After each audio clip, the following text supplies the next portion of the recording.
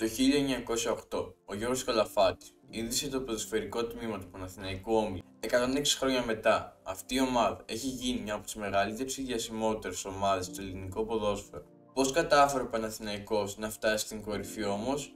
Ας πάρουμε τα πράγματα από την αρχή. Κεφάλαιο 1. Ένας νέος θρύλος γεννιέται. Ο Καλαφάτης ιδρύει τον Όμιλο μαζί με μερικούς συνεργάτες. 2 χρόνια μετά, ο Καλαφάτης τσακώνεται με τον Μαρινάκη.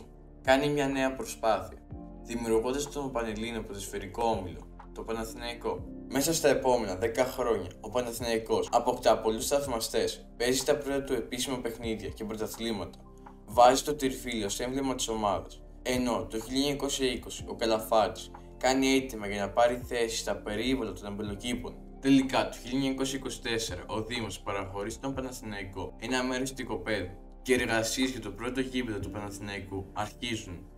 Κεφάλαιο 2. Μια καλή αρχή. 1930. Ο Παναθηναϊκός γράφει ιστορία. Συντρίβει τον Ολυμπιακό με 8-2 και κερδίζει το πρώτο του πρωτάθλημα. Το 1938 ολοκληρώθηκαν οι πρώτες εργασίες του γηπέδου τους. Το γήπεδο έχει χωρητικότητα 8.000 φιλαθλών. Το 1940 ο Παναθηναϊκός νικά τον Άρη μέσα στις 4 λεπτά και κατακτά το πρώτο του κύπελλο. Όλα πήγαιναν καλά, μέχρι που κάτι τραγικό συνέβη. Οι Ναζί.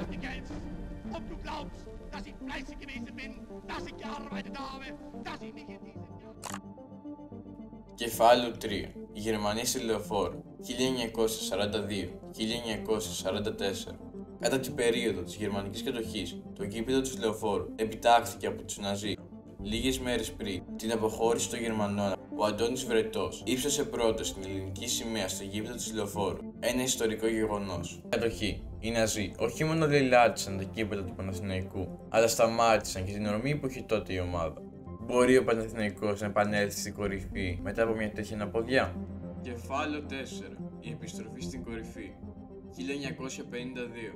Πολλοί φίλαθλοι μαζεύονται γύρω από την ομάδα του Παναθηναϊκού μετά από μια σημαντική νίκη να εκφράσουν την αγάπη τους για την ομάδα του. Την ημέρα αυτή ιδρύθηκε η πρώτη οργανωμένη σύνδεση φιλαθλών στην Ελλάδα.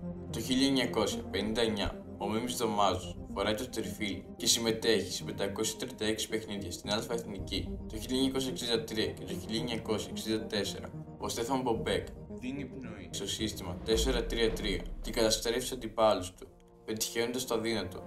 Μόλις μια ήττα σε 2 χρόνια. Το 1970 ο Παναθηναϊκός ξαναγράφει ιστορία και κερδίζει το πρώτο του Super Cup. Δεν σταματάει εκεί, καθώς ένα χρόνο μετά συμμετέχει στο τελικό του κυπέλλου πρωταθλητριών εναντίον του Άγιαξ, αλλά χάνει 2-0.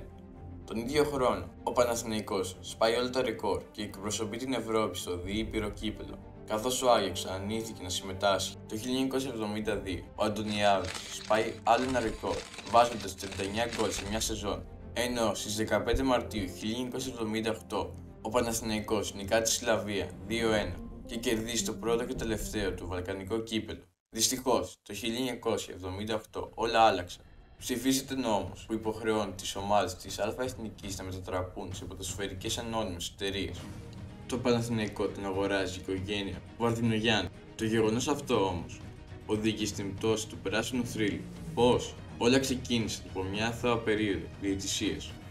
Οι διαιτητές αρχίζουν να κλέβουν τον Παναθηναϊκό σχεδόν σε κάθε παιχνίδι και ο Ολυμπιακός αρχίζει να κερδίσει όλα τα πρωταθλήματα. Δυστυχώς, ο Γιώργος Βαρδινογιάννης, ο πρόεδρος του Παναθηναϊκού, δεν αντέδρασε έγκαιρα στη διαιτησία.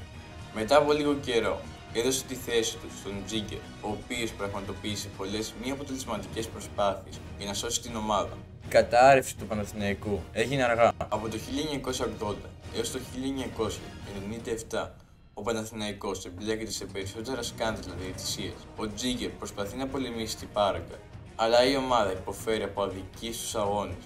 Από το 1998 έως το 2004, παρά την ποιότητα των παιχτών, η Παράγκα συνεχίζεται, εμποδίζοντας τον Παναθηναϊκό από τη δόξα. Ενώ η έλλειψη σταθερότητας στην προμονητική ηγεσία κάνει την κατάσταση χειρότερη. Από το 2005 έως το 2008, ο Τζίγκερ προσπαθεί να διαχειριστεί την κατάσταση. Μάταια όμως, με αποτέλεσμα το 2008 οι φίλαθλοι του Παναθηναϊκού να εκφράσουν τη δυσαρέσκειά τους με το συλλατήριο. Το 2009 και το 2010 ο Παναθηναϊκός επενδύει σημαντικά σε πιο ποιοτικούς παίκτες και καταφέρει να κατακτήσει το πρωτάθλημα και το κύπελλο. αλλά οι επιτυχίες του είναι προσωρινές. Το 2012 και το 2013 η οικογένεια Βαρδινογιάννη αποχωρεί από το Παναθηναϊκό και αφήνει την ομάδα σε οικονομική κρίση. Την ομάδα αναλαμβάνει ο Λαφούζος που παρουσιάζει το σχέδιο ΠΑΟ Άλια. Ωστόσο το σχέδιο δεν είχε μεγάλη επιτυχία. Το 2014 ο Παναθηναϊκός κερδίζει το κύπελλο, αλλά τα προβλήματα με τη διαιτησία και την οικονομική αστάθεια παραμένουν. Το 2017 η διοίκηση του Παναθηναϊκού βρίσκεται σε σοβαρή κρίση, καθώς ο Αλαφούζος ανακοίνωσε ότι θα σταματήσει να χρηματοδοτεί την ομάδα. Η ομάδα διαλύθηκε τελείως.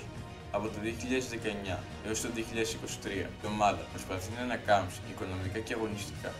Τώρα ο Παναθηναϊκός έχει γίνει μια μέτρια ομάδα, χωρίς να έχει κάποια σημαντική κατάκτηση τα τελευταία 15 χρόνια, με τους πύλαθλους να απαιτούν την απομάκρυνση του Γιάννη Αλαφούζου από τη διοίκηση της ΠΑΕ.